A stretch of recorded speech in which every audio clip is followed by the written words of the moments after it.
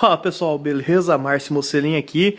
Esse vídeo ele é uma continuação da nossa playlist de hidrostática. E nós vamos falar de Teorema de Steven, que é uma daquelas leis fundamentais da hidrostática que eu disse lá na primeira aula. E o que o Teorema de Steven nos diz, né? Vamos ler junto, tá? Vamos ler junto, entre aspas aí, ó. A diferença de pressão entre dois pontos de um líquido homogêneo que está em equilíbrio sob a ação da gravidade é calculada pela seguinte expressão. Então vamos fazer a expressão aí, vamos escrever P2 menos P1 é igual a μgh. Vamos desenhar? Então observe um pouco o nosso desenho. Terminar aqui nossa coluna de líquido e tudo bem. H, perfeito. Bom, vamos entender aqui, ó. A diferença de pressão entre dois pontos, ponto 1 e 2, num líquido homogêneo, que a densidade dele é a mesma em toda a sua extensão, é dada pela seguinte expressão. E esse líquido está em equilíbrio sob a ação da gravidade. P2 menos P1, a pressão no ponto 2, menos a pressão no ponto 1, é igual a μgh. A pressão no ponto, digamos, mais fundo, menos a pressão no ponto mais raso, é igual a densidade, ou massa específica do líquido, vezes gravidade, vezes esse H. Esse H é o que nós chamamos de desnível. O μ é a massa específica e o G é a gravidade. Perfeito? E aí nós temos destacado nesse desenho essa coluna de líquido. Então observe que essa expressão aqui, μgh, ela é igual à expressão que nós temos para a pressão hidrostática de uma coluna de líquido que nós vimos na aula anterior. Correto?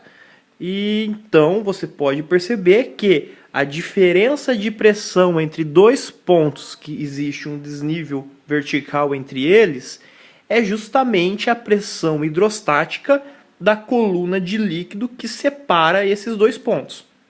Muito simples de entender isso, correto? Bom, continuando, o que eu quero falar para vocês agora?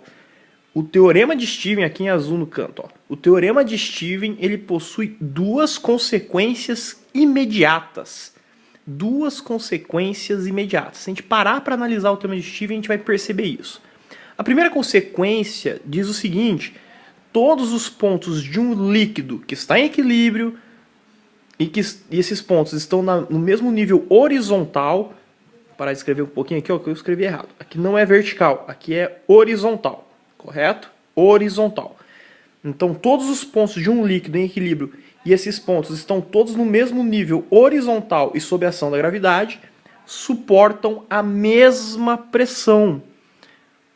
Eles suportam a mesma pressão. Vou repetir, hein? A mesma pressão. E eles constituem, então, uma região isobárica. O iso de igual e o bárico de baros, de pressão. Iso igual pressão, isobárica. Perfeito? Então, o que essa consequência imediata nos fala? Que se eu tenho pontos que estão no mesmo nível de um líquido, correto? De um líquido, que estão no mesmo nível horizontal, esses pontos suportam a mesma pressão, independente do quanto de líquido tem em cima deles. Se eles estão em equilíbrio, correto? Por exemplo, num recipiente que tem esse formato, o ponto 1, o ponto 2 e o ponto 3, o ponto 1, o ponto 2 e o ponto 3, se eles estão no mesmo nível, significa que a pressão que o ponto 1 suporta é P1, que é igual à pressão que o ponto 2 suporta, que é P2, que é igual, por sua vez, à pressão P3, que é o ponto 3 que suporta. Então, esses três pontos, assim como todos os outros infinitos pontos que estão nessa superfície, que tem esse nível horizontal, são pontos que estão formando uma superfície chamada isobárica. Então, pontos que estão na mesma posição, na mesma linha horizontal, num líquido em equilíbrio sob a ação da gravidade, são pontos que suportam a mesma pressão. São pontos que têm a mesma pressão. Muito simples, não é? Continuando, então, vamos falar sobre a segunda consequência que nós temos do Teorema de Steven. Tá? A segunda consequência que nós temos do Teorema de Steven.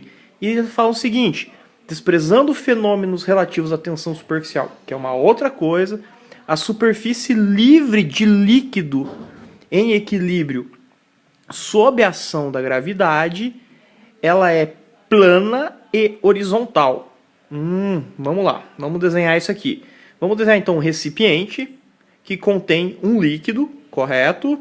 E vamos desenhar que essa superfície livre do líquido, a superfície livre é a interface entre o líquido e o ar atmosférico aí no caso. Vamos desenhar que essa superfície livre ela tenha esse formato, não necessariamente plano, e que não seja horizontal, ele tenha, digamos, uma inclinação aí em relação à horizontal. E vamos marcar o ponto 1 e o ponto 2. E com essa inclinaçãozinha existe um desnível entre o ponto 1 e o ponto 2, correto? Esse desnível H, vamos chamar assim. Sob a ação da gravidade, está em equilíbrio, tudo, etc, etc, etc. O que a gente vai fazer? Vamos aplicar o teorema de Stephen nessa situação, nos pontos 1 e 2. Eu quero calcular a diferença de pressão entre os pontos 1 e 2.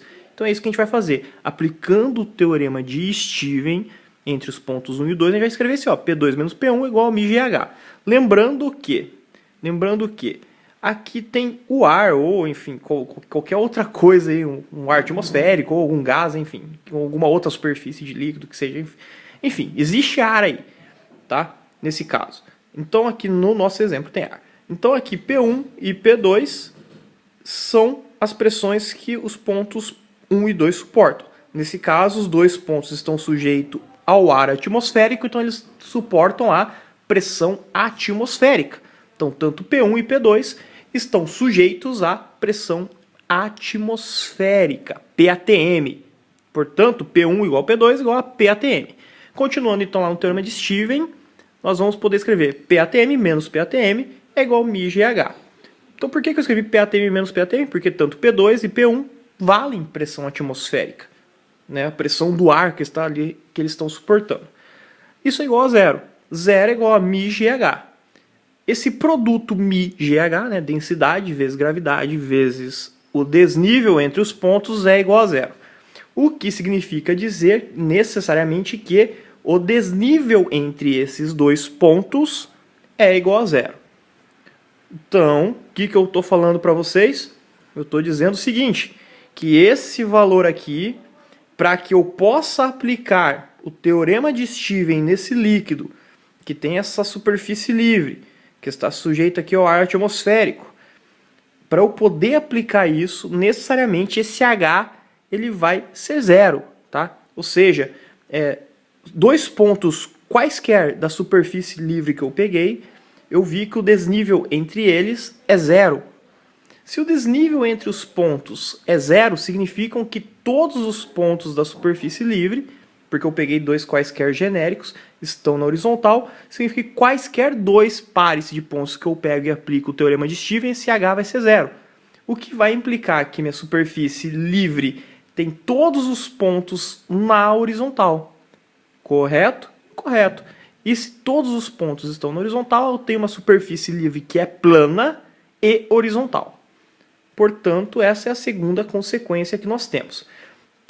Porém, nós temos uma situação um pouquinho diferente, mas que essa figura lembra bastante essa situação que eu vou desenhar agora, que quando você está em movimento, você não está em equilíbrio sob a ação da gravidade, você tem o seu líquido se movimentando com uma determinada aceleração.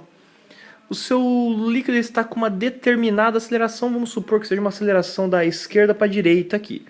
Tudo bem? O seu líquido ele vai entrar em equilíbrio numa situação diferente dessa que quando ele está sob a ação da gravidade apenas. Ele vai ter uma outra aceleração, então esse líquido ele vai estar em equilíbrio, essa superfície livre dele vai ter uma inclinação θ, que eu desenhei aqui, uma inclinação θ, ele vai estar se movimentando com uma determinada aceleração A, além da aceleração da gravidade que ele está sujeito. Então essa é uma situação diferente.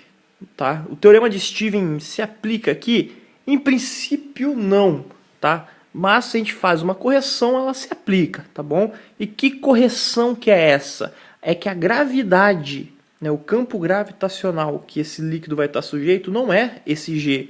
É uma combinação do G com o oposto dessa aceleração. É uma gravidade aparente que é a soma vetorial que é dada por G aparente, vamos chamar assim, a gravidade aparente é igual a menos A mais G, que é uma soma vetorial.